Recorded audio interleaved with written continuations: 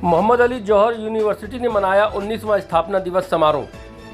वहीं प्रोफेसर जहीरुद्दीन ने कहा, स्थापना दिवस केवल एक दिन नहीं बल्कि ये उस सपने की अभिव्यक्ति है जो हमने समाज के सेवा और विकास के लिए देखा था।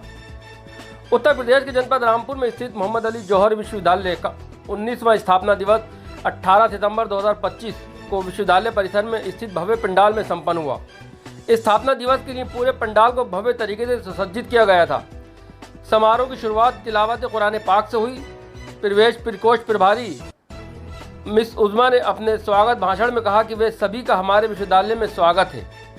आज का दिन हमारे लिए बहुत महत्वपूर्ण है क्योंकि हम नए छात्रों का स्वागत कर रहे हैं। तत्परता DSW डॉक्टर गुलरेज निज़ामी द्वारा सभी का स्वागत करते हुए सभी को स्थापना दिवस की शुभकामनाएं दी।